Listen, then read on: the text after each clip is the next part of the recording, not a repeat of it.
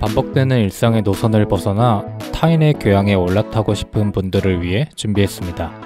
본격 지식생각 시선 투척 방송 개별교양 환승센터 147회 해방편 지금 시작합니다. 안녕하세요. 안녕하세요. 정치사회와 문화 콘텐츠를 좋아하는 장빈둥입니다. 다양한 문화를 넘나들며 공연과 미디어의 세계를 탐방하고 있는 유랑김입니다. 비주류와 마이너 감성을 좋아하는 허유생입니다. 문화예술을 즐기는 따뜻한 인성주의자 김슨트입니다. 반갑습니다. 반갑습니다. 오늘은 각자의 근황을 시작으로 에피소드의 시작을 시작해 볼 겁니다. 뭔 소리죠? 근황 없습니까? 저 먼저 해볼까요? 네. 저 뮤지컬 한 편 보고 왔습니다. 오. 네. 하데스타운? 하데스타운. 네. 뭐가 뜨더라고. 지나가다가 지하철에. 그래서 네. 유생님 생각났어. 네. 너무 보고 싶어가지고 인스타에다 좀 난리를 쳐놨거든요. 아 그래요? 네. 뭐 너무너무 기대해가지고 네. 오늘 하데스타운 티셔츠도 입고 왔습니다. 오, 하데스타운 저게- 티셔츠예요? 아 네. 굿즈예요? 네, 굿즈입니다. 와, 등에, 보니까 알겠네요. 네, 등에 하데스타운이 써있어요. 거기서 사신 거야? 네네. 저 계단은 무슨 의미예요? 뭐 사람이 계단 올라가고 있는 그림이 있네? 내려가는 그림입니다. 오르페우스가 하데스타운으로 내려가는 그림. 아. 어떠셨어요? 워낙 좋아하는 작품이고 네. 초연 때 보고 너무 반해가지고 네. 언제 하나 했는데 드디어 해서 보고 너무 재밌게 보고 왔습니다. 아 진짜 만족하셨나 보네. 너무너무 좋아하는 작품이에요. 추천 캐스트 알려주세요. 저는 이번에 새로 오신 김민석 씨 걸로 봤는데 네. 죄송한 말씀이지만 좀 별로였어요. 김민석? 네. 멜로망스? 멜로망스 네. 김민석 씨. 노래 되게 유랑님이랑 닮은- 잘하시잖아요. 잘하시는데 잘하시긴 했는데 아무래도 뮤지컬이 처음이시다 보니까 좀 제 개인적으로는 좀 별로? 제가 초연 때 박강현 캐스팅을 봤거든요. 네. 비교가 불가능하더라고요. 박강현? 네. 뮤지컬 배우분 중에 유명하신. 그 사람은 뭐지? 응? 뭐 있잖아요. 옛날에 배우. 박광현? 그 사람도 박광현? 이름이 그 사람은- 박광현인가? 박광현. 이분은 박강현. 아 그래요? 네. 옛날 배우 몰라요? 배우분 있었죠. 몰라요. 어쨌든 어떻게 알고 있는 거야? 옛날에 TV를 많이 봐서. 하데스타운. 저도 정말 좋아하는 작품이거든요. 오. 그래서 이번에 다시 한다고 해서 곧 보러 가지 않을까 싶습니다. 저도 저- 이번에 꼭 봐야겠습니다. 아 그래요? 네. 제가 한 번 더 볼 겁니다. 오. 네, 박강현 씨 게스트로 또 한 번 더 볼 생각입니다. 여자는요? 여자분은 그 페르세포네 역이 있고 에우리디케 역이 있는데 에우리디케 역은 많이 모르실 거예요. 네, 뮤지컬 배우신데 이제 잘 알려지지 않은 분들이고 네. 페르세포네 역의 그 리나라고 하세요? 옛날 천상지 압니다. 그분 캐스팅 그분 됐어요. 뮤지컬이에요? 오래 하셨어요? 네. 대박. 저 천상지 엄청 좋아했는데. 그래요? 진짜요? 뮤지컬 하는구나. 그거 눈으로 아세요? 나 좀 봐줘. 네? 몰라요. 그건 뭐야? 몰라. 뭘 아담의 봐줘? 갈비뼈를 뺐다. 그거 몰라.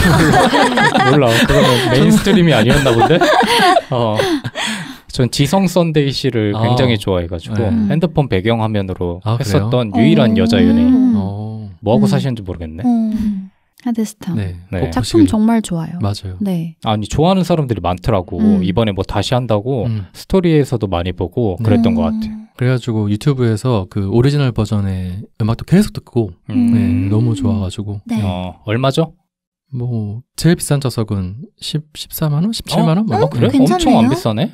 많이 비싸지고 비싼 거 아니에요? 엄청 비싸졌어요. 요새 워낙 비싸가지고. 그래? 나는 14만 원이면 안 비싸다라는 인식이 딱 드는데. 그런가? 제일 제일- 좋은 게 그치, 그래, 그거. 뮤지컬 치고는. 제일 좋은 거였나? 두 번째였나? 하여튼 그게 14만 원 정도 했던 것 같아요. 유생님이 그걸로 보고 온 거예요? 네. 언제까지 해요? 11월이었나요? 저도 10월인가 정확한 11월 날짜 정도까지 모르겠어요. 오래만 하겠는데? 유생님이 음. 하도 많이 말해가지고 봐야겠다라는 생각이 저도 듭니다. 봐야 되겠어요. 네, 너무 좋습니다. 유랑님 뭐하고 지냈어요? 저도 뮤지컬을 한 편 봤는데 네. 이블데드라는 작품 봤어요. 요새 유튜브를 점령하고 있는. 맞습니다. 약간 그 B급 그 원작 자체가 이블데드라는 B급 공포 영화를 원작으로 가지고 있고 그래서 뮤지컬 자체도 굉장히 B급이에요. 그래서 그런 장면들이 쇼츠를 타고 되게 유명세를 탔다고 하더라고요. 맞아요. 요새 이런 작은 작품들이 쇼츠를 엄청 잘 활용하더라고요. 그래서 그 난쟁이들이었나요? 맞아요. 그거에서 뭐 난 대학 시절 묵찌바를 이거 아세요? 알아. 그게 그건 알지. 엄청 유명세를 타면서 그 작품이 잘 됐거든요. 그게 근데 무슨 그건 뮤지컬이에요? 다른 작품 아닌가요? 그래. 난쟁이들. 난쟁이는 그거 아닐 텐데. 아닌가요? 네. 난쟁이들도 뭔지 알아. 맞아요. 그것도 많이 떴어요. 그 묵찌빠는 최재림 씨 아니야? 맞습니다. 맞아요. 그 약간 작은 작품들인데도 그렇게 많이 홍보를 하더라고요. 되게 많이 안 해요. 이 사람 뭔 얘기하는지 모릅니다. 끝이 얘기 나오니까 뭔 얘기하는지 몰라. 그래서 이블데드 같은 경우도 최근에 이전에 웨스턴 스토리인가? 맞아요. 그것도 엄청 많이 쇼츠로 제작됐고 이번 이블데드도 홍보를 많이 하더라고요. 좋았어요. 저도 별 기대 없이 봤는데 작품이 너무 웃기고 일단 정말 B급 중에 B급이에요. 그래서 말도 안 되는 장면들도 많고 이렇게 한다고? 라는 싶은 장면들도 많았는데 그게 정말 그 B급이라는 정서 하나만으로 다 퉁칠 수 있는 그런 작품이고 좀비물이다 보니까 약간의 그 스릴러적인 요소도 있어요. 그래서 여름에 시원하게 보기에 적합한 작품이 아니었나 라는 생각이 들었고 중간에 뭐 잠깐의 이벤트처럼 좀비 어택 같은 장면이 있어요. 그래서 좀비들 내려와서 피도 뿌리고 가고 뭐 그런 장면이 있어서 그냥 누구나 봐도 그냥 재밌게 볼 수 있는 작품이 아닌가라는 생각을 했습니다. 피를 관객한테 뿌려요? 네, 그러더라고요. 얼굴에다 막 뿌려요? 근데 그 앞에 있는 관객들 위주로 뿌리는데 그 자리가 따로 있더라고요. 그래서 거기에 앉는 분들은 뭐 우비 같은 것도 챙겨오고 미리 준비를 해서 오시더라고요. 신기하다. 얼마예요? 가격은 모르겠어요. 얼마나 자꾸 물어봐. 그 가격 중요한 거 아닌가? 중요하지. 저도 10만 원 이하인가? 모르겠어요. 저도 그래? 정확한 가격은 모르겠는데 아마 소극장 작품이잖아요. 네, 중극장 정도 되면은 10만 원 안팎이지 않을까 싶어요. 제일 좋은 좌석이. 네. 그리고 그날 아침에 사랑니를 뽑았어요. 그래서 피로 가득 찬 하루를 보냈어요. 처음 뽑아봐요? 네. 그래? 하나만? 네, 하나만 뽑았는데 위 아래? 아래였는데 아래면 있었어요? 아주 네? 누워 있었어요? 언제요? 아니 사랑니가 누워 있었냐고. 당신이 누워 있는 걸 우리가 왜 궁금해합니까? 사랑니가 누워 있어. 그냥 서 있는 거? 언제가 나올지는 몰랐다. 매복이었어요, 매복? 반만 나왔어요. 그래서 이제 갔는데 너무 공포에 공포에 아주 절은 상태에서 갔는데 다행히도 의사 선생님께서 한 번에 이렇게 쑥 뽑아주신 거예요. 그러면 덜 아파. 네. 다행이네요. 전 4개 다 뽑아봤는데 네. 진짜 너무 힘들었어. 무서웠어요. 맞아, 무섭기도 하고. 네. 승트님. 네. 뭐 근황. 저는 인사이드 아웃 2를 봤습니다. 아마 방송이 나갈 쯤이면 이제 끝났을 쯤인 것 같아요. 아닐 것 같아요. 더 할 것 같아요. 지금도 근데 한두 관밖에 안 하던데? 그래요? 네. 다들 보셨나요? 봤어요. 나만 안 어떠셨어요? 재밌었어요. 좀 괜찮게 했는데 원보다는 좀 별로였던 것 같아요. 저도 되게 기대를 하고 봤는데 원보다는 그 참신함이라든지 그 새로움이 주는 기쁨이 덜해서 조금은 아쉬운 마음으로 봤습니다. 애매하다. 그래도 2편 중에서 정말 실망감을 주는 작품들이 많잖아요. 근데 그걸 감안을 하면 그래도 세계관을 유지를 하면서 그냥 무난하게 잘 만들었다라는 생각은 들었어요. 맞아요. 뭐 그 정도? 뭐 별다른 건 없네요. 그리고 요새 좀 바빠서 신혼 준비? 네네. 그래서 사는 것을 좀 탐색하고 있는데 제가 의외로 잘 못 사더라고요. 결정을 못해요? 아니면 돈을 쓰는 걸 주저해요? 아니요.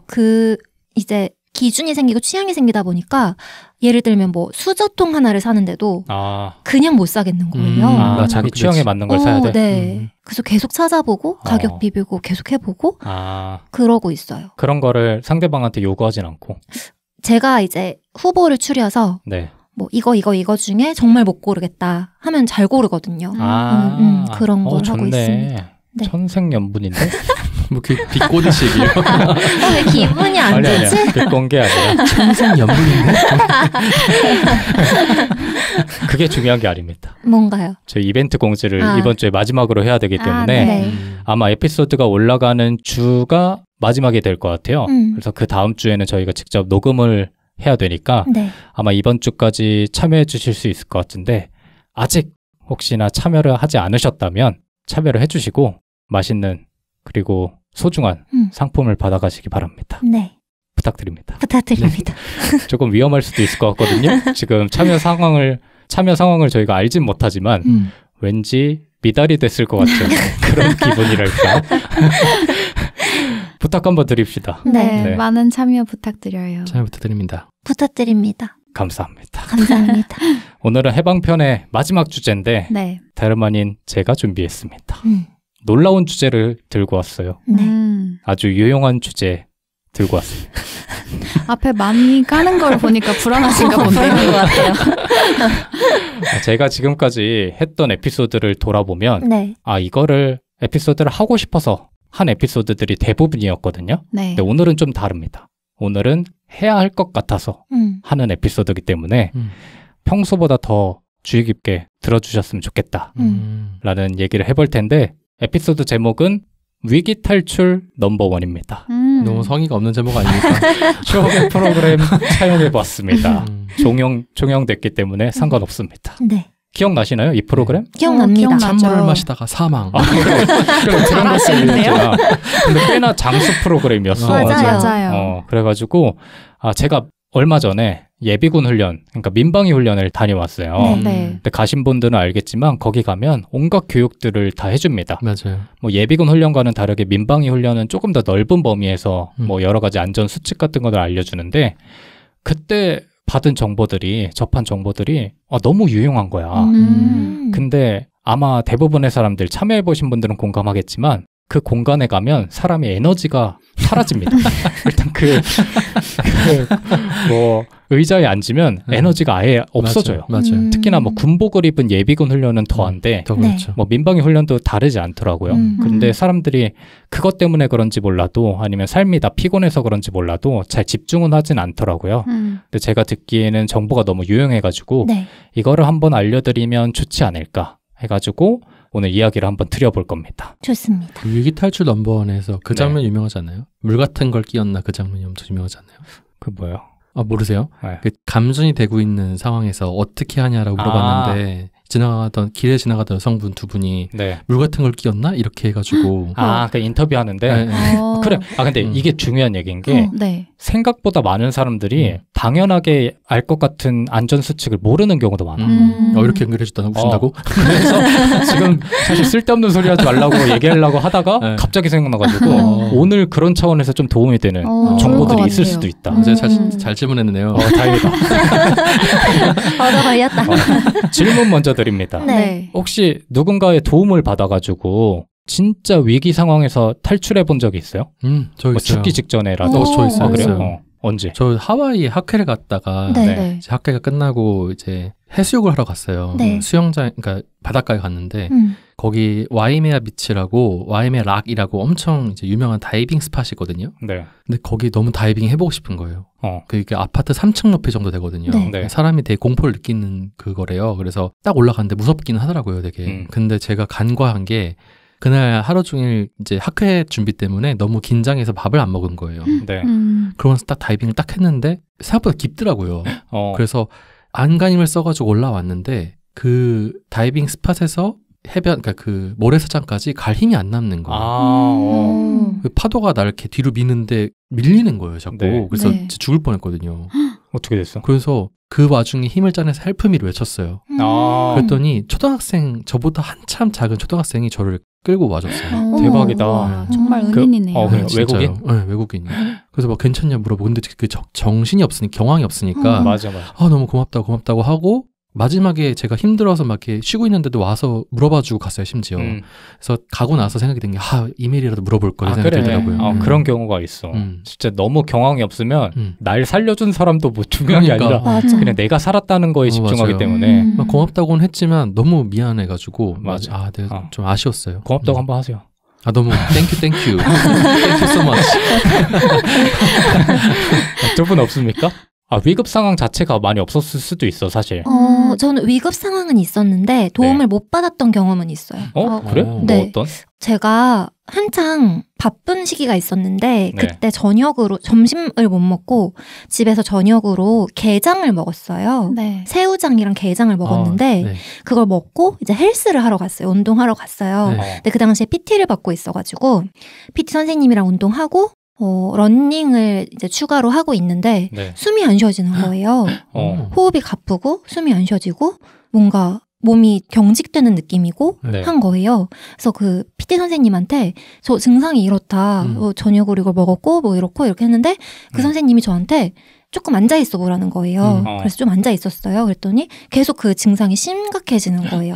그래서 그 선생님한테 이거 좀 이상하다 했더니 갑자기 몸을 주물러 보래요, 스스로. 네. 그래서 그때부터 좀 그 선생님을 안 믿기 시작했어요. 일단 집에 가서 쉬십시오 뭐 이런 식으로 대충 했나 보네. 몸을 주물러 보래요. 그래서 이렇게 앉아가지고 스스로 이렇게 하는데 또 안 좋아지는 거예요. 네.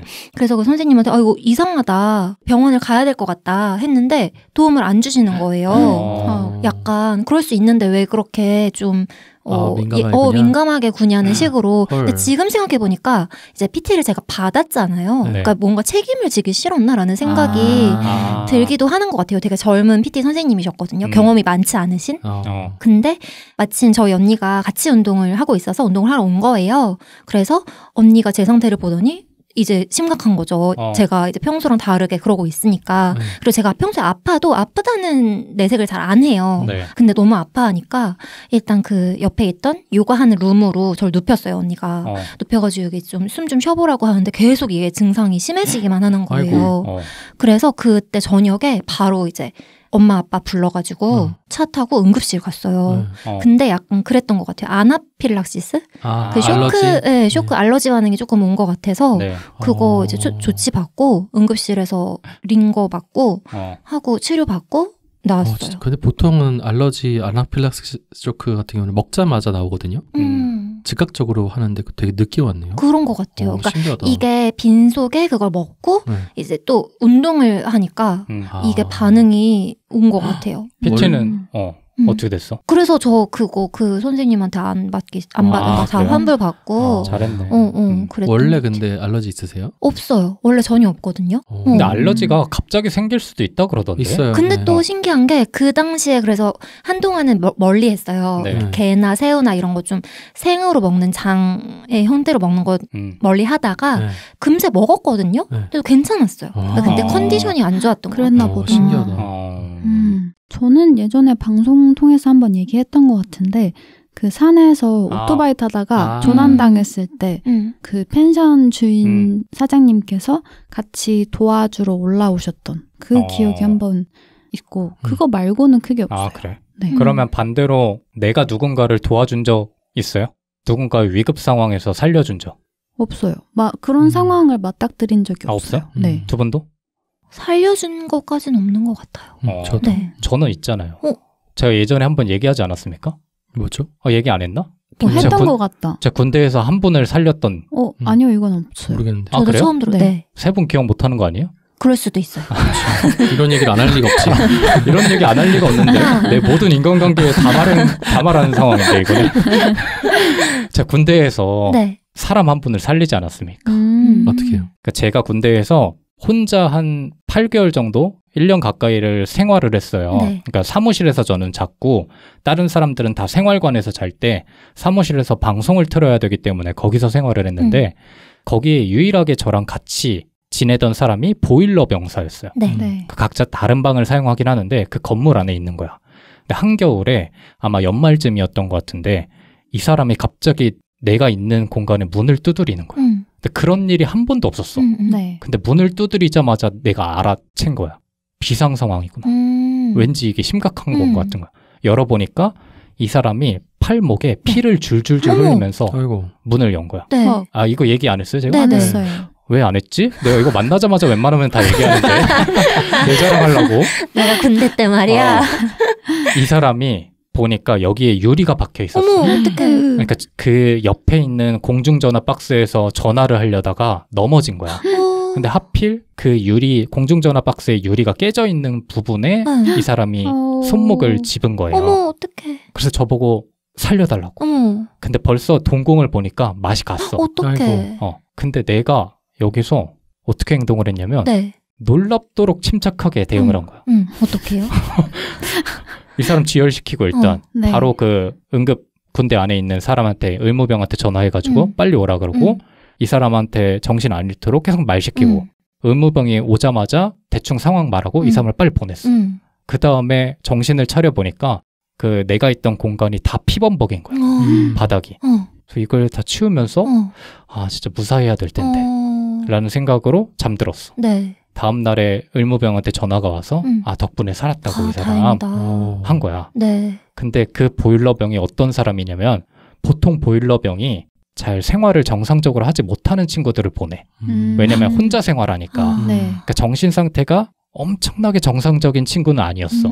그래서 나도 서로 좀 이렇게 좀 무섭기도 하고 이래가지고 멀리 했단 말이에요. 같은 공간에 생활하는데도 불구하고. 네. 근데 이 사람이 회복을 하고 치유를 하고 와서 나한테 처음으로 말을 거는 거야. 고맙다고. 서로 모른 척을 하던 사이였는데. 근데 놀라운 건 그날부터 매번 휴가를 이 사람이 갔다 올 때마다 햄버거를 사왔어. 나한테 드시라고. 감동이다. 제대할 때까지. 그 생명의 은인이니까. 그래, 그 정도는 해야지. 그치. 근데 그래서 내가 그거를 내 후임들이나 선임들한테 말하면 야 근데 이제 그 햄버거가 반입이 불가능한데 어떻게 들고 오는지 모르겠다. 그런 얘기를 하다가 사람들이 팬티 속에 넣고 숨겨온 거 아니냐. 야, 너가 먹을 때 조심해라. 아니, 근데 뭐야. 그날부터 봤는데 햄버거가 좀 구겨져 있는 것 같기도 하고. 그때부터 팬티에 대한 집착 생긴 건가요? 그래서 먹긴 먹었는데 뭐 찝찝했던 기억이 나는데 어찌됐든 간에 네. 그런 상황이 있다. 반전에 반전. 나는 그분이 그래도 뭐가 무슨 커넥션이 있어가지고 높은 분이 있다 이럴 줄을 이야기가 풀어질 줄 알았는데 갑자기 아니야. 팬티가 넣어가지고 그래서 내가 이걸 먹어야 되나 말아야 되나 라는 생각으로 제대했던 기억이 있는데 근데 여기서 중요한 게 나는 내가 그때 왜 침착하게 대응할 수 있었는지를 알고 있어. 왜죠? 내 스스로가. 네. 저는 평소에 뭐 엄청나게 침착한 사람도 아니고 의료 지식에 해박한 사람이지 않음에도 불구하고 그날 그 사람을 보자마자 어떻게 해야 될지 매뉴얼이 머릿속에 잡힌 거예요. 근데 그게 왜 그랬냐면 내가 한번 이것도 예전에 얘기한 적이 있는 것 같은데 저는 항상 영웅이 되고 싶다라는 심리가 있어서 어느 상황이든 여기서 일어날 수 있는 최악의 상황이 뭐지? 여기서 위급 상황이 일어나면 내가 어떻게 대처해야 되지를 시뮬레이션하는 취미가 있어요. 근데 그것도 물론 그 사람이 손목을 다쳐서 피를 흘리면서 내 공간에 오는 거를 상상하진 않았지만 그런 상황이 벌어질 수 있다라는 걸 평소에 심심하니까 상상을 했던 거야. 그러니까 바로 지혈하고 전화하는 게 무의식적으로 체득이 되어 있었던 거죠. 근데 그런 행동을 했다라는 게 내가 지금까지 유일하게 자랑하는 몇몇 에피소드 중에 하나인데 이게 은근히 중요하다는 생각이 요새 문득 들어. 맞아요. 특히나 민방위 수업에서 늘 강조하는 게 그거거든요. 어떤 상황이든 비상 상황이 일어날 수 있다라는 걸 인지해 두고 그거를 사전에 실습으로 여러 번 연습을 한 사람이면 제대로 대처를 할 수 있다라는 거야. 근데 그게 아니라 아무것도 인지하지 못한 상황에서 비상 상황이 발생하면 사람이기 때문에 일단 두려움이 먼저 엄습해오고 그러기 때문에 침착함을 기대하기가 어렵다라는 거죠. 그래서 오늘 그런 거를 좀 깨부시고 그 각자의 시뮬레이션을 좀 돕기 위한 제가 한 5가지 정도의 상황에서 위기를 탈출하는 방법을 알려드릴 겁니다. 정말 중요한 얘기인 것 같은 게 엄청나게 중요하기 때문에 예전에 한번 얘기했었던 것 같은데 일본에 갔을 때 지진을 경험한 적이 있었거든요. 근데 사실 지진은 저희도 교육을 학교에서 받잖아요. 그리고 대피 훈련도 했던 걸로 기억을 하고 근데 이게 사람이 이론적으로는 생각하지만 사실 저희는 일상 속에서 지진이라는 걸 많이 겪지는 못하다 보니까 그만큼의 시뮬레이션이 안 되어 있었던 거죠. 그러니까 순간적으로 일어났을 때 이거를 어떻게 대피해야 되는지 막 그 상황별 대피 방법을 분명히 배웠음에도 불구하고 일단 몸이 움직여지지가 않고 그 이후에 이제 이성을 찾고 생각을 해도 어떻게 행동하는 게 맞는지에 대한 생각이 안 들더라고요. 그렇죠. 그래서 이거를 평소에 얼마만큼 인지하고 있는지가 참 중요하겠다라는 생각을 했습니다. 제가 오늘 그거 해드립니다. 그래서 여러분도 사람을 살릴 수 있다. 햄버거를 받을 수 있다. 팬티에 숨긴 햄버거요? 그거는 루머고 어쨌든 햄버거를 받을 수 있는 상황이 중요할 것 같습니다. 생길 수 있도록 제가 준비를 해왔기 때문에 오늘 끝까지 집중해 주시면 좋을 것 같습니다. 좋습니다. 오늘 가장 중요한 단계를 먼저 세팅을 해야 되는데 첫 번째는 내가 내 옆 사람을 살릴 수 있다라는 마음가짐을 가지셔야 되고 두 번째로는 내 옆 사람이 나를 살릴 수 있다라는 생각도 동시에 해야 됩니다. 그러니까 그러기 위해서는 일단 첫 번째로 오늘 에피소드를 집중하셔야 되고 두 번째로는 오늘 들은 내용을 내 옆 사람에게 알려주는 게 정말 중요할 것 같아요. 좋습니다. 특히나 내 연인이 있다면 나랑 가장 시간을 오래 보내는 사람한테 내용을 알려줘야 내가 나중에 그런 긴급 상황에 처했을 때 이 사람이 나를 살려줄 수 있기 때문에 그런 부분도 참고해 주시면 좋을 것 같습니다. 네. 첫 번째 상황은 심정지 상황입니다. 심장이 정지했을 때 뭐 해야 됩니까? CPR 해야죠. 그렇죠. CPR 해야죠. 네. 해본 적 있어요? 실습? 네. 교육은 받았어요. 아, 그래요? 유생님은 아마 예비군에서. 저 회사에서도 했었어요. 아, 그래요? 두 분은 어디서 받았어요? 저 교육은? 아마 학교에서 했던 것 같은데. 대학교? 네. 무슨 상황이었는지 기억 안 나는데 그 인형에다가 한 기억이 있어요. 맞아요. 그 인형 이름이 애나입니다. 애나. 애니 아니에요? 애나예요? 애나? 애니? 애니인가? 애나벨? 애나? 애니? 몰라. 둘 중 하나요. 중요한 거 아닙니다. 네. 저도 직장에서 학생 그래요? 때도 했었고. 주기적으로 혹시 봤습니까? 네. 1년에 한 번? 1년에 한 번. 전 한 번이요. 유생님은? 저는 예비군 가면 봤죠. 직장에서 한 거는 그냥 일시적인 거고. 네, 한 번 했었던 것 같아요. 이게 아마 주기적으로 받아야 이제 계속 그 기억이 업데이트 되는데 그렇지 않은 분들이 아마 훨씬 더 많을 거예요. 특히나 남성분들은 예비군 가서 억지로라도 1년에 한 번씩 받는데 여성분들은 그런 기회가 없는 경우도 많으니까 일단 심정지가 발생했을 때는 CPR이라 그래서 심폐소생술을 이제 취해야 되는데 통상적으로 한 4분에서 5분 정도 내 뇌 손상이 일어난다고 되어 있어서 초기 5분의 대응이 정말 중요하다고 보통 말을 합니다. 골든타임이죠. 네.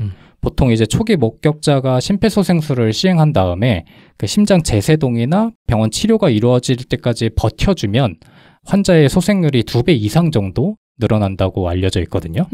그래서 이 CPR이 정말 중요한데 많은 분들이 CPR을 어떻게 해야 될지 몰라서 그런 상황이 발생함에도 불구하고 먼저 다가가지 못하는 경우가 있는 것 같아요. 그래서 아마 세 분은 교육을 받아보셨다고 하니까 뭐 잘 기억하고 있는지 한번 볼까요? 네. 뭐 해야 됩니까? 환자가 발생했을 때 반응 확인. 어떤 상황인지 보고 그 다음 뭐 해야 돼요? 기도 확보? 기도 확보? 119 신고. 119 신고? 요청. 아, 그거 해야 되잖아. 옆에 계신 파란 모자 쓴 분 제재동기 가져와 주세요. 뭐. 그렇죠. 저기 검은 모자 쓰신 분 119 신고해 주세요. 신고해 주세요. 뭐 정확하게 뭐야? 도움 뭐가 요청. 가장 도움 요청이 가장 먼저인 것 같아요. 반응 확인하고 반응 확인 다음에 도움 요청하고 기도 확보 전에 도움 요청이다. 도움 요청하고 기도 확보하는 거 아니에요? 도움 요청하고 기도 확보하고 심폐소생술 해요? 그러면? 의식 확인을 해야죠. 호흡 확인. 눕혀요. 이게 헷갈린단 말이야. 지금 생각해도 헷갈리는데 막상 상황이 생기면 뭐든 막 하면 되지 뭐. 그래, 뭐든 막 하면 돼. 근데 뭘 할지 몰라서 당황하는 상황이 생기기 마련인데 이게 매뉴얼이 자주 바뀌긴 해요. 근데 지금 매뉴얼은 이거야.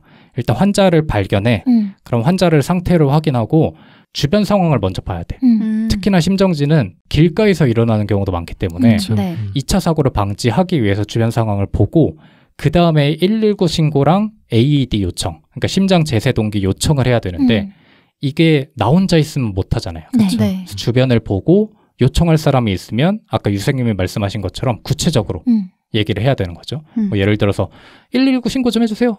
AED 좀 갖고 와주세요. 하면 아무도 안 움직인단 말이에요. 그러니까 순트님을 내가 지정한다고 말하면 파란색 모자를 쓴 여성분 지금 빨리 119 신고해 주시고 옆에 계신 까만 티 입은 분 지금 바로 AED 찾아서 갖다 주세요. 이런 식으로 얘기를 해야 이 사람들이 패닉을 이겨내고 움직인다라는 거죠. 근데 이게 다음 순서인 심폐소생술보다 먼저 해야 되냐 아니면 심폐소생술을 먼저 해야 되냐 이거 가지고 조금 논란이 많아요. 그러니까 신고가 먼저냐 아니면 일단 심폐소생술을 하는 게 먼저냐 이거 가지고 논란이 좀 많은데 정확한 매뉴얼은 일단 119 신고랑 AED 요청을 먼저 하는 게 우선이다. 물론 현장에서는 이거 하는 차이가 뭐 0.5초도 안 되겠지만 일단은 이렇게 요청을 하고 심폐소생술을 이어가야 됩니다. 근데 여기서 방금 말했던 AED라는 게 되게 중요한데 혹시 알고 계십니까? 심장 재세동기 어떻게 생긴지 두 분은 아시고 저는 잘 몰라요. 이게 왜 필요한지 알고 계세요? 전기 충격을 줘서 반응을 일시적으로 깨우는 역할을 하는 거 아니에요? 그렇죠. 근데 일반적으로 생각하기엔 심폐소생술하고 그럼 뭐가 다르냐라고 물어볼 수 있잖아. 그건 왜 그런 거야? 이게 그 심폐소생술 CPR 하게 되면은 갈비뼈가 다 부러지고 그게 다 폐를 찌른다고 해요. 그래가지고 웬만하면은 이제 하긴 해야 되겠지만 그런 전기적 요법을 줘서 이제 심장이 자동으로 자극을 받아서 뛸 수 있게끔 하는 게 훨씬 더 좋은 방법이긴 하죠. 뭐 그것도 맞는데 사실 더 중요한 거는 심폐소생술만으로는 살릴 수 없는 질병들이 있어. 그런 상황들이 발생해. 그러니까 심정지를 유발하는 여러 가지 상황들 중에 심폐소생술, 그 물리적인 압박만으로는 살릴 수 없는 사람들도 있는 거예요. 그런 사람들을 이 AED를 갖고 와서 이렇게 부착을 하게 되면 얘네가 판단을 해서 자동으로 판단을 해서 전기 충격을 줘요. 맞아요. 물론 전기 충격이 그 해당이 안 되는 사람들은 해당이 안 된다고 떠. 그럼 다시 심폐소생술을 이어가면 되는 건데 문제는 이 비율이 나눠져 있기 때문에 AED가 반드시 필요한 환자들이 있기 때문에 그렇기 때문에 AED가 어디에 위치해 있는지를 평소에 아는 게 진짜 중요해요. 알고 계십니까? 보통? 지하철. 그렇죠. 지하철에도 있고 공공기관에도 있고 아마 회사 다니시는 분들은 회사 건물에 하나쯤은 있을 거예요. 대부분. 아파트. 아파트에도 있고 학교에도 있고. 근데 지금 저희가 지금 위치한 녹음실 같은 경우에는 사실 없을 거고 주변에 가장 가까운 데가 아마 주민센터 이런 데일 겁니다. 그래서 내가 만약에 있는 공간에서 내 옆 사람이 심정지로 쓰러진다. 그러면 나는 어디로 가서 AED를 가져와야 되는지를 평소에 한 번이라도 생각해 보면 도움이 될 거예요.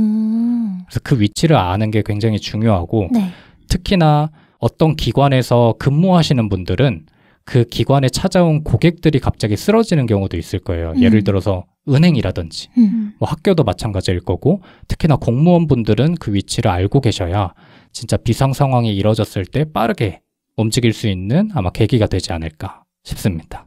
그러면 이제 심폐소생술을 해야 되는데 심폐소생술을 어떻게 해야 되는지는 알고 계세요? 손 이렇게 모양이나 각지 형태로 이런 건 알고 계시고 90도로 어깨를 세우고 그렇죠. 90도로 한 5cm 정도를 눌러야 됩니다. 뭐죠? 그 명치 살짝 위쪽에 중앙부를 누르라 하거든요. 이것도 매뉴얼이 매번 바뀌는데 지금 매뉴얼은 그거예요. 가슴뼈의 아래 2분의 1 부분 가슴뼈를 위아래로 나눈 다음에 아래의 2분의 1 부분을 이 손바닥으로 이렇게 5cm 정도를 강하게 누르고 이거를 30회 정도 시행을 한다. 그 다음에 인공호흡. 인공호흡도 이제 조금 얘기를 더 해봐야 되는데 그 전에 어쨌든 그 가슴 압박을 분당 100회에서 110회 정도 하는 속도로 해야 됩니다. 그 다음에 이제 유생님이 말씀해 주셨던 인공호흡인데 가슴 압박을 30회 하고 인공호흡을 해야 되느냐 말아야 되느냐 가지고 얘기가 좀 많아요. 왜냐하면 인공호흡을 하면서 감염의 위험성이 조금 있고 인공호흡을 제대로 할 줄 모르는 일반인이 하게 되면 오히려 악영향을 미칠 수도 있기 때문에 일단 가슴 압박을 하되 인공호흡에 대해서 전문적인 지식이 있는 의료인이 있으면 조금 조언을 받고 하는 방법도 있을 것 같아요. 다만 가슴 압박이 조금 더 우선이다 라는 거를 인지하고 하시면 될 것 같습니다. 이게 생각보다 깊게 눌러야 되더라고요. 그 5cm라는 게 그냥 조선 안 되고 정말 온 힘을 다해서 눌러야 들어가는 정도인 것 같아요. 그래서 아까 유생님이 갈비뼈 부러지는 얘기를 하셨는데 웬만하면 갈비뼈가 부러진다고 생각하고 그냥 하시는 게 훨씬 더 안전하기 때문에 그거를 좀 신경 쓰느라 적게 누르는 방법은 오히려 좋지 않다. 그리고 혼자서 하기 힘들기 때문에 반드시 2명이 번갈아 가면서 하라고 하더라고요. 맞아요. 그래서 30번을 하고 옆 사람하고 바꿔서 하는 게 가장 좋고 다만 혼자 있을 경우에는 그 페이스를 조절하면서 최대한 오래 끌어줘야 됩니다. 저희가 구급차를 부르면 보통 한 5분에서 7분 사이에 도착을 해요. 그 말은 5분에서 7분 전에는 이 사람이 온전히 그 환자를 다 신경 써야 된다는 말이거든요. 그래서 최대한 주변에 심폐소생술을 할 수 있는 사람들을 찾고 그 사람하고 교대로 한다고 생각하시면 될 것 같습니다. 근데 여기서 중요한 게 뭐냐면 사람들이 의외로 누군가 쓰러져. 그러면 적극적으로 다가가지 못하거든요. 그 이유 중에 하나가 두려운 거야. 그리고 나 심폐소생술 CPR 못하는데 어떡하지? 라는 마음 때문에 다가가지 못하는 것도 분명히 있을 거예요. 근데 사실 그런 마음을 깨고 일단 다가가야 되는 게 내가 혹여나 CPR을 못한다고 쳐도 일단 내가 다가가면 사람들의 이목이 집중되기 때문에 누군가 할 수 있는 사람이 분명히 있을 거예요. 그래서 처음에 쫄지 말고 다가가는 게 정말 중요하다. 근데 이게 생각보다 많은 전문가분들이 이야기를 안 하더라고요. 근데 저는 이게 정말 중요하다고 생각하는 게 누군가 쓰러졌을 때 먼저 심폐소생술을 할 줄 알든 모르든 먼저 다가가서 상태를 보는 게 결국에 이 사람의 상태를 보기 위한 관심을 이끌어낼 수 있기 때문에 그런 자세를 항상 마음에 품고 주변을 좀 탐색하시면 될 것 같습니다. 저는 항상 영웅이 되어야겠다는 마음을 가지고 있기 때문에 주변을 항상 보면서 다니거든요. 뭔가 동의가 불순해 보이긴 한데 햄버거 먹어야 되기 때문에 혹시나 쓰러지는 사람 없나 이렇게 좀 주의를 이렇게 말하면 좀 이상하네. 너무 이상하네요. 혹시나 위급 상황이 발생할 수도 있으니까 조금만 주변을 신경 쓰고 다니시면 더 좋지 않을까. 알겠습니다. 근데 굉장히 중요한 말인 것 같은 게 저도 사실 만약에 누가 당장 길에서 쓰러진다라고 하면 못 다가갈 것 같아요. 뭔가 했다가 괜히 잘못되지 않을까? 아니면 했는데 내가 제대로 모르니까, 그리고 저는 정기적으로 교육을 받지 않았다 보니까 내가 제대로 하지 못하는 사이에 이 사람이 더 잘못되거나 그러면 내가 책임을 져야 될 수도 있고 책임을 지지 않더라도 뭔가 그 죄책감과 트라우마가 너무 남을 것 같은 거예요. 일단 그걸 앞서서 일단 제대로 잘 모르니까 못할 것 같다라는 생각이 앞서서 지금 방금 들으면서 이거를 내가 안다고 해도 실제로 상황이 벌어졌을 때 다가갈 수 있을까라는 생각을 했는데 좀 회의적이더라고요. 근데 말씀하신 부분이 정말 중요한 것 같아요. 그냥 먼저 다가가는 행위 자체가 중요하다는 말씀이신 거잖아요. 다가가서 내가 모르면 사람이 쓰러졌습니다 라고 크게 소리치면 분명히 못 보던 사람들도 주목할 거란 말이죠. 네. 그래서 사람들을 끌어내야 되고 그중에는 분명히 할 수 있는 사람들이 있을 테니까 물론 그 전에 내가 CPR을 하는 방법을 알고 실습을 해보는 게 가장 더 중요하긴 하겠죠. 그래서 오늘 끝나고 해보셔야 됩니다. 집에 가서 한 번쯤 해보셔야 되고 어디다가 하나요? 옆 사람 두고 뭐 집에 한 명쯤은 있을 거 아니에요. 그 사람한테 한번 해보시고 이거를 알려줘야 된다. 왜냐면 이 사람이 할 줄 알아야 내가 살 수 있기 때문에 그게 진짜 중요하고 그래서 또 하나 알려드려야 될 게 만약에 나한테 그런 일이 생길 경우 어떻게 해야 되는지 혼자 있을 때 이런 상황이 생길 수도 있잖아요. 그쵸. 어떻게 해야 돼? 스스로에게 혼자 있는데 숨이 안 쉬어져. 예전에 그런 거 있었어요. 기침을 하면 살 수 있다. 이런 거 못 들어보셨어요? 못 들어봤어요. 심정지가 왔을 때 기침을 억지로 하면 조금이라도 효과가 있다라는 얘기가 돌았었어요. 근데 그거는 전문적인 내용이 아니고 그냥 그거는 인터넷에 그냥 찌라시고 내가 혼자 할 수 있는 방법. 영화 같은 거 보면은 이렇게 하다가 약을 막 붙여서 먹잖아요. 그렇죠. 대부분은 그 전에 쓰러질 거란 말이에요. 어떻게 해야 되냐면 방법이 없어. 없지. 사실 그냥 받아들여야 돼. 그치, 맞아. 무서워. 받아들여야 되는 게 받아들여야 되는데 혹시나 옆에 사람이 있을 수가 있으니까 그런 사람한테 다 알려주고 만약에 진짜 내가 방에 혼자 있는데 그런 상황이 일어난다. 그러면 빨리 기도하십시오. 누가 빨리 발견하기를 천국 가게 해주세요 하다가 이렇게 죽는 거지 뭐. 근데 집에서 심정지가 오는 경우가 70% 가까이 된다고 알고 맞아요. 있거든요. 그러니까 사실은 길가에 모르는 사람이 아니라 내 가족을 살리기 위해서 배워야 되는 게 맞는 것 같아요. 맞아요. 웬만하면 혼자 있지 마십시오. 웬만하면 같이 있는 게 좋아요. 그리고 어린아이 같은 경우에는 아까는 그 성인 같은 경우는 손에 깍지를 끼고 손바닥으로 누르잖아요. 어린아이는 손가락 2개로 누른다고 생각하시면 되고 특히나 아이가 있을 때는 더 당황하기 쉬우니까 그 자녀가 있으신 분들은 매뉴얼을 확실히 더 익혀두시는 게 좋지 않을까 싶습니다. 두 번째는 이물질로 인해서 기도가 막혔을 때 해야 되는 방법입니다. 하임리히법이라고 아마 많이들 들어보셨을 텐데 못 들어본 분 계십니까? 들어는 봤는데 정확하게 몰라요. 아, 그래요? 하임리히법이 뭐냐면 1974년에 미국 흉부외과 의사 헨리 하임리히가 그걸 발견해낸 방법인데 일단 방법을 알려드릴게요. 환자의 등 쪽에서 양 겨드랑이 있잖아요. 거기 안에 팔을 넣어. 그럼 뒤에서 앉는 모습이죠. 그 다음에 그 두 손을 겹쳐가지고 환자의 명치와 배꼽 사이에 위치해 둡니다. 그 다음에 한쪽 주먹이 그 환자의 명치하고 배꼽 사이에 닿도록, 몸에 닿도록 위치해 놓고 그 다른 손을 주먹 위로 이렇게 감싸가지고 어떤 모양인지 지금 세 분한테는 제가 보여드리고 있는데 아마 이미지를 찾아보시면 더 이해가 빠르실 것 같아요. 그 주먹을 감싸고 환자를 양팔로 감싸듯이 잡은 다음에 명치 끝을 주먹으로 이렇게 누릅니다. 그 다음에 약간 밀어 올리듯이 압박을 가해주는 방법이 하임리히법이에요. 이렇게 세게 해가지고 그 기도에 막힌 이물질을 뱉어내게 하는 방법인 거죠. 혹시 뭐 살면서 이런 거는 경험해 보신 적은 없고 세 분 다? 없습니다. 인터넷으로는 영상 같은 거 많이 보시지 않았어요? 네. 전 영상도 많이 못 본 것 같아요. 아, 그래요? 네. 무슨 영상을 보는 거죠? 그러니까 뉴스 같은 데 보면은 위급 상황이 발생해서 옆 사람이 이렇게 와가지고 하임리히법을 시행했더니 그 이물질을 뱉고 좀 안정을 취하더라. 이런 뭐 시민 영웅담 같은 거. 이런 거 유익 있게 보셔야 돼요. 영웅이 되려면은 이 정도는 평소에 많이 익혀두셔야 된다. 예비 영웅이서 든든하네요.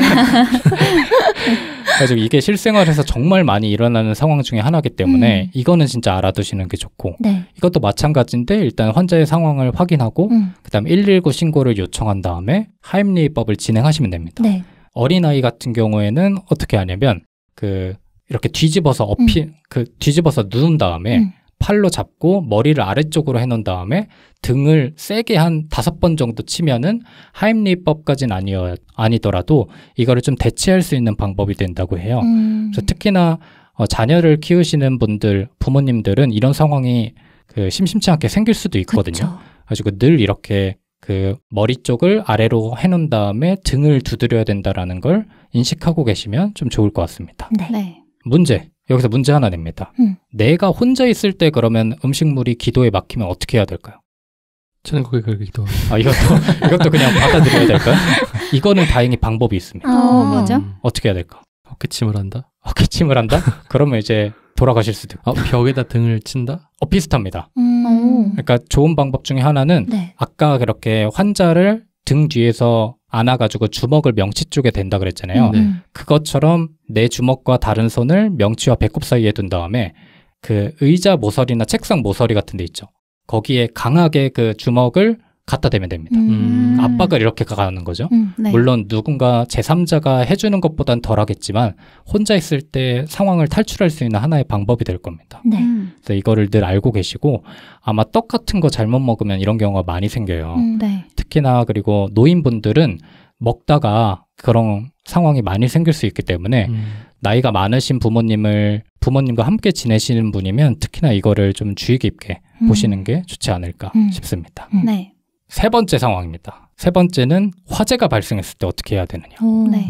불이 났을 때. 네. 집에 불 난 적 있습니까? 없습니다. 저도 없어요. 저도 없습니다. 근데 화재 상황에서 사망 비율을 살펴봤더니 뭐가 가장 높을까요? 질식사. 그쵸. 질식사가 70% 이상이라고요. 저는 이 숫자를 보고 되게 놀랐는데 그렇게 많다고? 그래서 깜짝 놀란 적이 있어요. 네. 의외로 정말 많은 사람들이 불로 인해서 직접적으로 사망하는 게 아니라 그 가스에 의해서 간접적으로 사망하는 경우가 훨씬 더 많다고 하더라고요.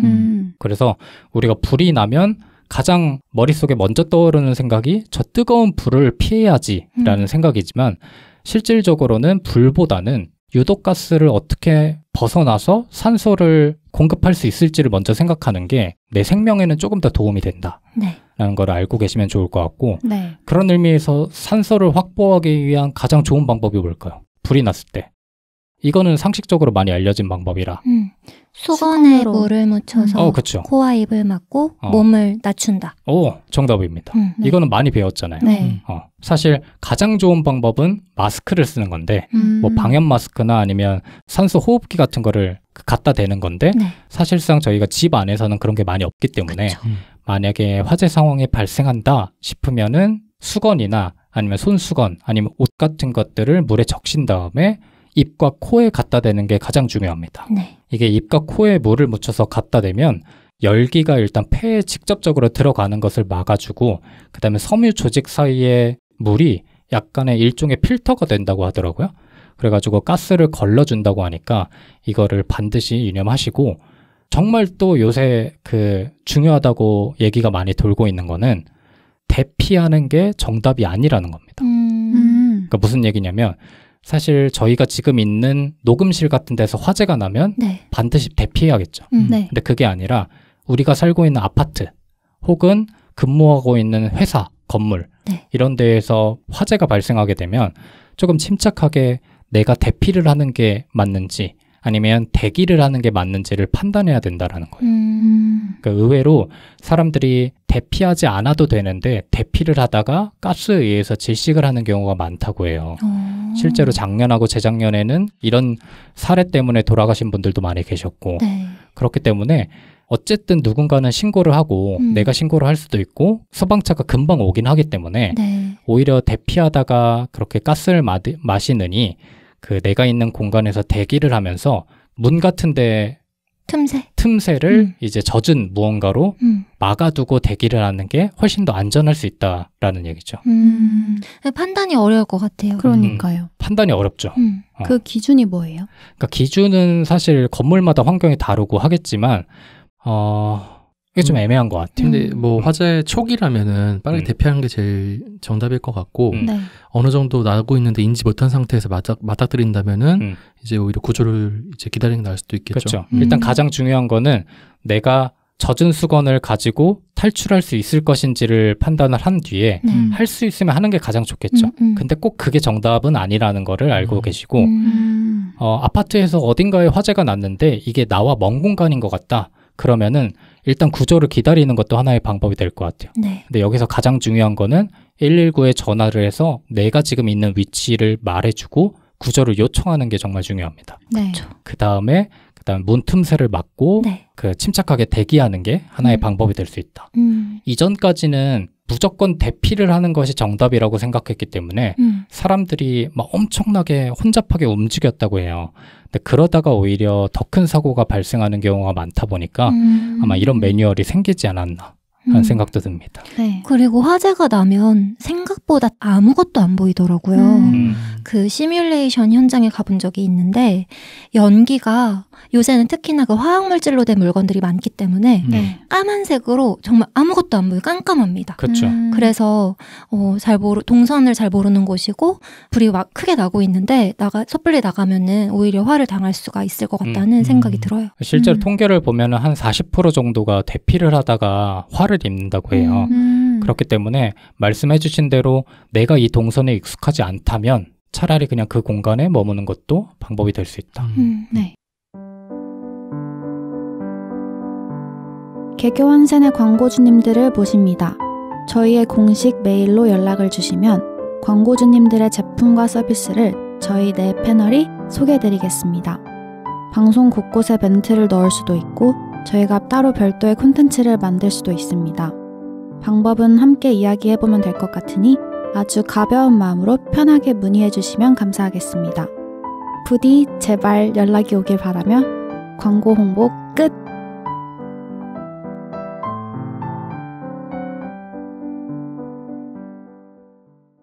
네 번째는 테러 상황입니다. 생화학 폭격 같은 거 일어날 수 있잖아요. 네. 특히나 우리나라는 그 윗사람들이 이제 위험한 사람들이 있기 때문에 언제든지 돌발 행동을 할 수 있지 않습니까? 할 수 있으니까. 네. 그 콘크리트 유토피아 같은 데 보면은 영화 같은 데 보면은 그런 상황이 벌어졌을 때 물론 영화는 지진이긴 하지만 뭐가 가장 중요합니까? 그런 상황이 벌어졌을 때 우리한테 진짜 필요한 거. 물. 그렇죠. 물. 네. 그다음에 식량. 그렇죠. 물이나 식량이 필요하잖아요. 네. 집에 구비하고 계세요, 혹시? 비상식량? 비상식량. 아니요. 안 하고 계세요? 두 분은? 왜요? 저는 에너지바 같은 거 사드세요? 그 한창 딱 경각심이 들 때가 있어요. 구급 가방 있어야 돼. 하면서 이제 몇 개 놓는다든지. 구급 가방 옆에 에너지바를 둔다? 그쵸. 뭐 통조림 캔 있어야 돼. 하면서 참치캔 몇 개 이렇게 하면서 마음의 안정을 찾는다든지. 그 위기감이 딱 들 때가 있어요.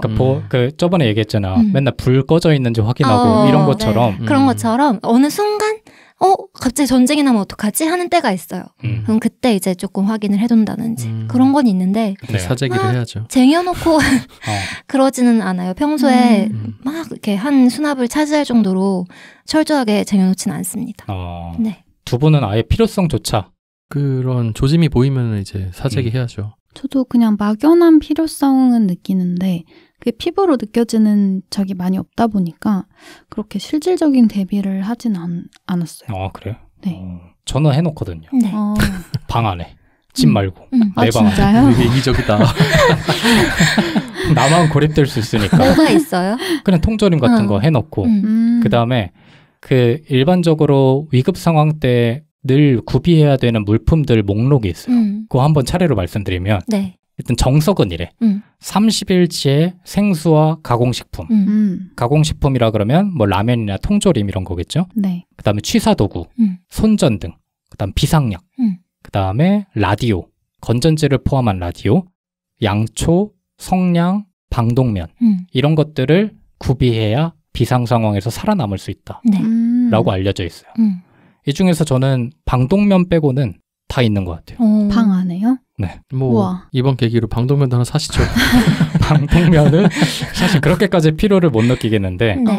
어찌됐든 비상용 키트를 구비해 놓는 게 중요한 게 왜냐면 폭격이나 테러가 일어나면 웬만하면 죽어요. 네. 그렇죠. 그래서 그냥 그거를 막을 수 있는 방법도 사실 없어. 근데 만에 하나 내가 살아나면 거기서 그냥 죽는 건 좀 억울하잖아. 이거는 방법이 있는 거잖아. 살아날 수 있는 길이 생겼는데 내가 평소에 통조림 하나 구비하지 못해서 죽다니 이렇게 죽으면 좀 억울하지 않겠어요? 그래서 이거를 구비해 놓는 게 중요한데 사실 우리나라는 생각보다 이런 위험이라 그래야 될까요? 그런 거에 대해서 민감하지 않아서 그런데 미국 같은 경우는 사실 다 지하실에 웬만하면 다 구비해 놓는 게 일반적이기도 하고 벙커가 있죠. 네. 그런데 유독 우리나라는 그런 거에 덜 민감한 것 같다라는 생각이 들더라고요. 거기다가 언제든지 핵을 쓸 수 있는 적국이 있는데도 불구하고 그러는 게 가끔은 좀 의아하긴 한데 오히려 실체가 있어서 그럴 수도 있어요. 그렇죠. 이게 오히려 익숙해져서. 그러니까 이걸 쏘면 우리는 죽는다는 걸 아니까 살아날 수 있겠다는 생각보다는 이게 우리한테 다가왔을 때 살아나지 못할 확률이 크다는 걸 아니까 그럴 수도 있어요. 그럴 수도 있겠네. 그런 차원에서 생각하신 겁니까? 근데 뭐 미국 같은 경우야 기본적으로 개인이 개인을 지키는 거에 굉장히 민감한 나라잖아요. 그 총기도 그래서 그 자유화 시켜주고 하는 거잖아요. 네. 네 돈으로 네가 알아서 지켜라. 근데 우리나라는 어쨌든 간에 뭐 국방책이라든지 징병제도라든지 이런 것들 때문에 굳이 그렇게까지 할 필요가 있나라는 인식이 좀 심어 있는 것 같긴 해요. 네. 근데 나는 가끔 무섭더라고. 진짜 이런 상황이 벌어지면 뭐 유생님이 말씀하셨지만 저는 못 믿을 것 같아요. 그리고 못 믿어올 것 같아. 그 국가의 어떤 안전적인 시설 같은 게. 네. 그 사실 저희가 각 지역마다 대피 시설들이 다 있어요. 네. 뭐 예를 들면 아파트라고 하면 지하 주차장 같은 게 있고 네. 학교도 하나의 대피 시설이 될 수도 있고 지하철 역사도 될 수 있는데 이거를 각 지역마다 국민 재난 안전 포털에 검색하시면 대피 시설이 나오거든요. 네. 근데 거기 대피 시설마다 웬만한 물품들은 다 구비되어 있어. 근데 사실 좀 의심이 돼. 이게 얼마만큼 자주 검사를 할 것이며 진짜 얼마만큼의 비상 식량이나 물품들이 구비되어 있는지는 사실 제가 알 길이 없기 때문에 네. 그렇죠. 그런 게 좀 무섭게 느껴질 때가 있더라고요. 그래서 가능하면 일단 집 안에 그런 거를 키트를 구비해 놓으시고 그 다음에 아까 말씀드린 대피시설이 어디에 있는지는 최소한 알아둬라. 여기서 대피시설 한번 검색해 봤거든요. 네. 이 저희 있는 녹음실에서 네. 근처에 있는 주민센터더라고요. 그리고 우리가 여기서 만약에 있다가 폭격이 일어난다. 네. 그럼 저희는 기어서 글로 가야 됩니다. 그리고 만에 하나 죽지 않으면 거기로 가야 되고. 사실 뭐 전쟁이나 테러보다는 네. 자연재해로 인해서 대피소로 갈 일이 더 많지 않을까. 그렇죠. 지진이나 뭐 이런 것들이 뭐 폭우, 뭐 태풍 네. 이런 것 때문에 맞아요. 작년에 그래가지고 아마 대피소가 되게 맞아요. 예, 작년에 비가 너무 많이 와가지고 그 사람들이 다 막 알아봐두고 그렇게 하더라고요. 이게 근데 좀 달라요. 그러니까 재난으로 인한 대피소랑 대피시설이랑 좀 달라가지고 차이가 있는 것도 있기 때문에 한번 확인해 보시면 좋을 것 같다. 네. 저는 그래서 저희 아파트 지하주차장 한번 가봤습니다. 어떻게 생겼냐 한번 가보고 네. 어디에 물품이 있나 한번 보고. 있나요? 있긴 해요. 그런 공간이 따로 있고 네. 마련되어 있고. 그게 법적으로 정해진 거라 가지고 맞아요. 꼭 해야 될 거예요. 그래서 내가 만약에 이런 상황이 벌어지면 어떻게 해야 되는지 시뮬레이션 한번 해보고 내가 살릴 수 있는 사람들 한번 상상해보고 햄버거 어떻게 받아야 되는지 생각해보고 집에 돌아왔습니다. 네, 잘하셨네요. 일단 그렇고 5번째는 기타 범죄 상황에 대한 얘기를 해볼 겁니다. 네. 네. 이게 조금 우리의 실생활에 어떻게 보면 가장 밀접할 수도 있을 것 같은데 총기 난사라든가 그게 뭐 밀접해? 뭐 우리나라 말고 해외에 계신 분들 미국 같은데? 네. 칼부림 같은 거 무서워. 무섭죠. 이런 것들을 언제 당할지 모르잖아. 그렇죠. 요새는 더더욱. 그렇죠. 그리고 총기 난사도 그 정식 총기 말고 뭐냐 사제. 사제로 만들어가지고 3D 프린팅 이런 거. 비비탄 같은 건데 총기 나가게 하게끔 그런 뉴스도 있었잖아요. 맞아, 있었죠. 위험하단 말이야. 일본의 그 아베 총리, 전 총리가 3D 프린팅으로 만든 총으로 사망했잖아요. 그렇구나. 혹시 그런 영상 같은 거 잘 봐요? 저 못 봐요. 못 보죠. 저도 못 봐요. 이번에도 좀 트럼프 대통령도 피습당했잖아요. 깜짝 놀랐어요. 근데 본 사람들의 얘기를 들어보니까 피할 수 있는 게 아니다. 그죠. 특히나 칼부림 같은 거는 작정하고 달려드는 사람을 막을 수 있는 방법은 없다. 맞아요. 라고 하던데 제가 그래서 다 찾아봤어요. 전문가들이 어떻게 방어를 하는지. 그 특수부대 사람들 유튜브 많이 하잖아요. 찾아봤는데 일반인들이 할 수 있는 게 진짜 없구나라는 생각이 많이 들더라고. 그래서 뭐 호신술 배우라 그러고 호신용품 가지고 다니라 하잖아요. 네. 근데 그거 다 소용없고 그냥 무조건 뛰라더라고요. 무조건 도망가라던데요. 그래서 제가 플랜 A와 플랜 B를 가져왔습니다. 그렇죠. 네. 진짜 그런 상황이 발생했을 때 우리는 무엇을 해야 되냐. 플랜 A 1번 도망. 일단 무조건 도망가야 돼. 네. 근데 사람이 당황을 하면 도망을 제대로 못 치는 경우가 생겨요. 맞아요. 넘어지고 막. 예를 들어서 총격이 울렸어. 이 총격이 어디서 난지 모르고 총격이 난 쪽으로 도망가는 사람들이 있어. 그럴 수 있죠. 그러면 큰일 나는 거야. 그쵸. 그러니까 언제든지 냉정함과 침착함을 유지하고 소리가 난 반대 방향으로 도망가는 게 일단 가장 중요하겠죠. 그 다음에 두 번째는 은신을 해야 됩니다. 은신을 하고 입구를 무조건 차단해야 되는데 예를 들어서 범인이 절대 찾을 수 없는 공간에 가서 은신을 해야겠죠. 그 다음에 지형지물을 보고 책상이나 의자 같은 것들로 일단 막아두는 게 가장 중요하고 그냥 무작정 도망가는 게 답은 아니라는 얘기죠. 결국에는 그 범인보다 내가 더 체력이 안 좋으면 잡힐 수도 있으니까 일단 이게 플랜 A고 무조건 플랜 A를 실행한 다음에 안 된다. 만약에 내가 막다른 골목길에 범인하고 대치할 수 있는 상황도 생길 수 있잖아요. 이러면 어떻게 해야 될까? 칼을 든 범인이 내 앞에 있어. 무릎 꿇고 빈다? 함부로 덤벼들 순 없을 것 같아. 함부로 덤비는 게 최악이야. 그러니까. 절대 자극하면 안 되고. 그리고 거기서 약간 특히나 남성분들은 영웅 심리가 발동해가지고 빈둥님처럼 내가 얘를 때려 눕히겠다 하는 분들이 있어. 네. 예를 들어서 어떻게 하다가 좀 막상막하로 제압을 했어. 그럼 거기서 도망을 가야 되는 거야. 맞아. 그게 아니라 이 새끼 내가 오늘 죽인다 라는 생각으로 몇 번 더 때리다가 칼 맞아서 죽을 수도 있어. 그렇죠. 이게 최악이니까 일단 어떻게 해야 되냐. 주변 지형지물을 무조건 살펴야 돼.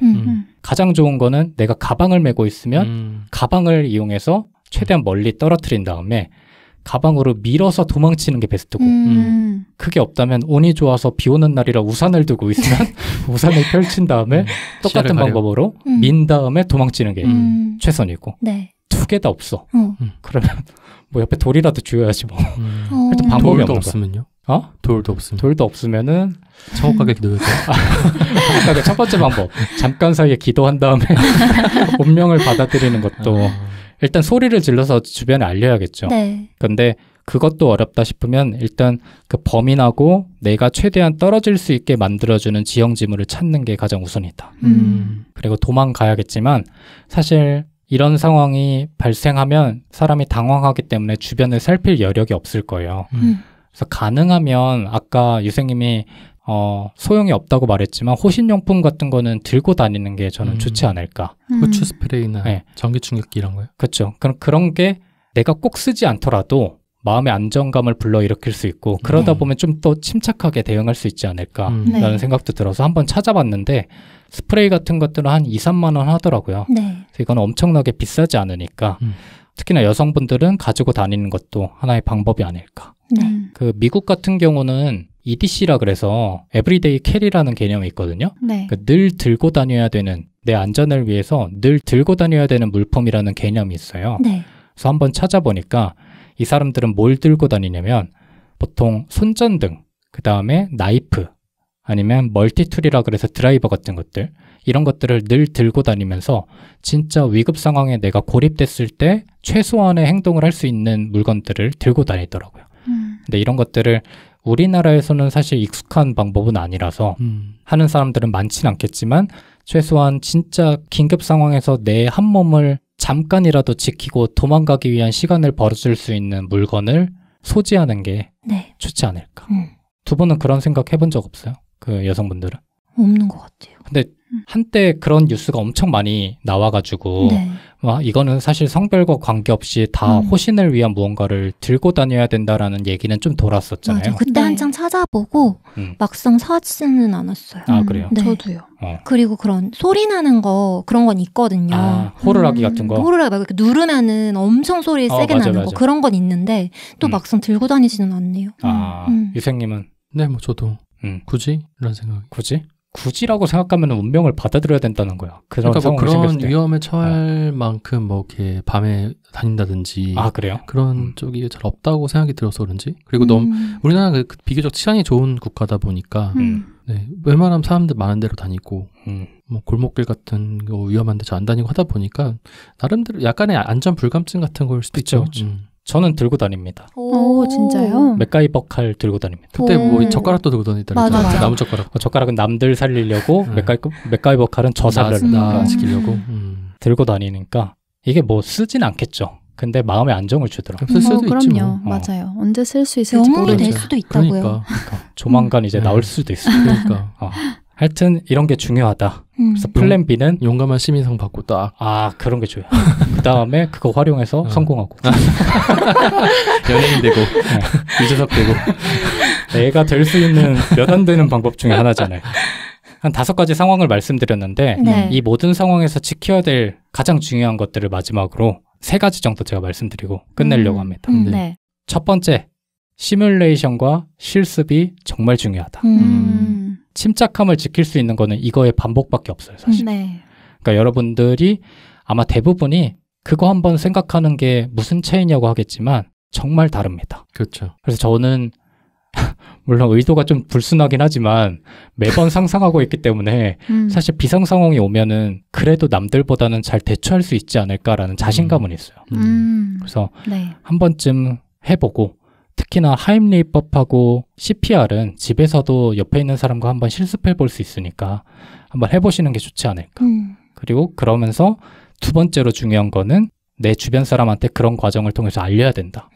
그래야지 내가 살 수 있다. 네. 남들 살리면 뭐합니까? 그 전에 내가 죽으면. 그럴 기회조차 없기 때문에 나를 살리기 위해서라도 내 지인, 친구, 가족들한테 혹시나 모르는 사람이 있으면 반드시 알려줘라. 네. 마지막으로 3번째는 늘 대비하는 게 중요한데 아까 말씀드렸다시피 집안의 물품 구비하고 그 비상 상황에 대비할 수 있는 호신용품들 소지하고 그다음 마지막으로 하나는 어디를 가든지 비상구나 대피소 위치는 파악해 두시는 게 좋지 않을까라는 생각이 듭니다. 네. 그리고 마지막으로 이게 가장 중요할 수도 있는데 네.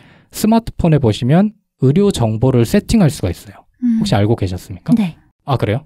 순트님은 알고 계시고 2분은 저는 몰랐어요? 몰랐어요. 순트님은 어떻게 알고 있었어요? 그냥 알고 있는 것 같아요. 어디서 들었나? 의료 세팅이 왜 중요하냐면 내가 정말 쓰러지거나 이럴 때 보통은 핸드폰으로 확인을 해요. 근데 요새 사람들 중에 많은 사람들이 핸드폰을 잠궈 놓는단 말이죠. 이 사람의 혈액형이 뭐고 주소가 어디고 긴급 연락처가 뭐고 그 다음에 혹시나 있을 알레르기나 복용하는 약 같은 게 있는지 없는지를 알 수 있는 길이 없어. 그러니까 빠른 시간 내에 그거를 의료 정보로 핸드폰에 등록해 놓으면 그 구급대원들이나 아니면 이런 사람들이 대처를 하기가 용이해지기 때문에 혹시나 그 골든타임을 놓치기 직전에 도움을 줄 수 있는 하나의 방편이 될 수도 있다. 네. 그렇기 때문에 갤럭시 같은 경우는 설정에서 안전 의료 정보로 들어가시면 되고 아이폰은 건강, 프로필, 의료 정보로 들어가시면 되거든요.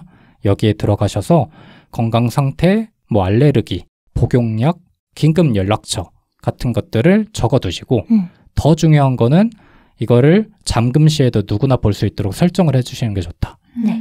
그리고 이거는 나뿐만 아니라 특히나 내 부모님, 그 다음에 형제 자매들, 그 다음에 연인, 친구들 이렇게 다 설정을 하도록 주변에 많이 알려주시면 진짜 긴급할 때 나에게 바로 연락이 올 수 있도록 해주시는 게 좋지 않을까 생각합니다. 네.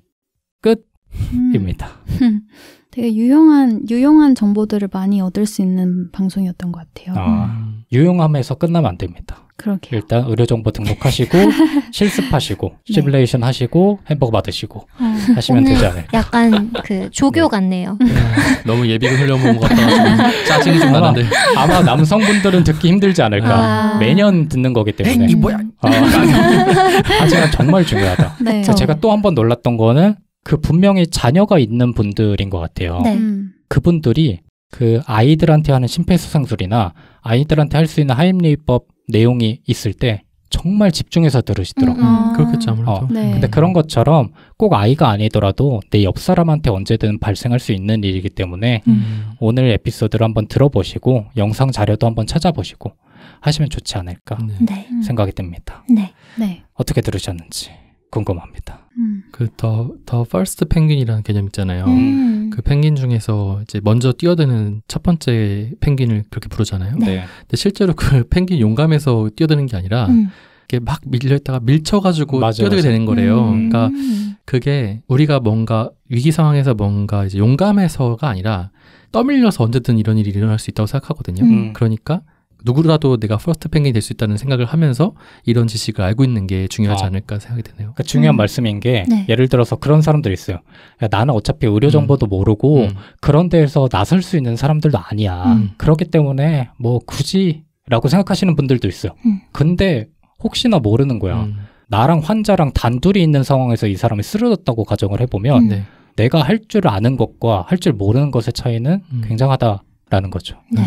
그러니까 영웅이 되기 위해서가 아니라 의도도 중요하죠.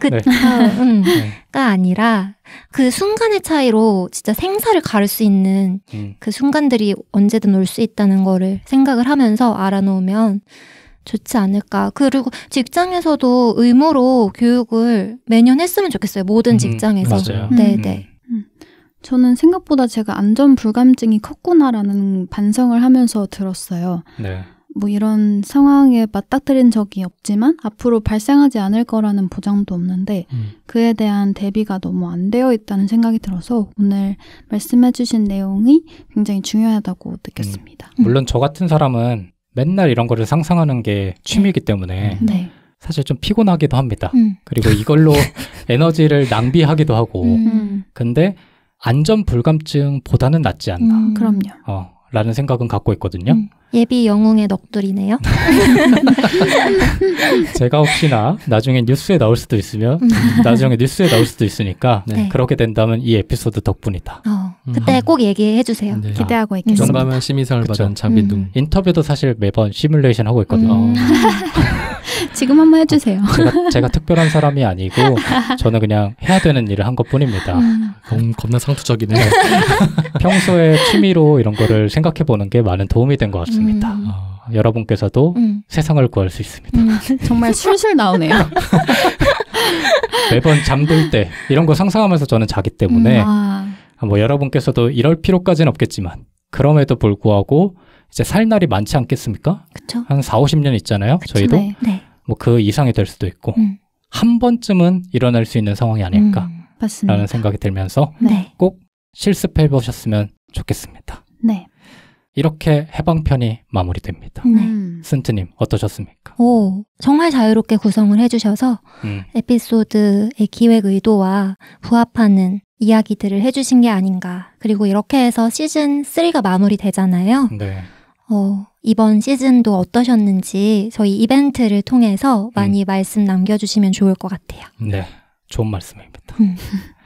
네, 그럼 저희는 다음 주에 이번 시즌의 마지막 월간 인서트로 돌아오도록 하고 한 시즌 동안 그래도 본 에피소드 구성하시느라 고생 많으셨습니다. 고생하셨습니다. 청취자분들께서도 들어주셔서 다시 한번 감사드린다는 말씀을 끝으로 저희는 다음 주에 다시 찾아뵙도록 하겠습니다. 고생 많으셨습니다. 감사합니다. 감사합니다.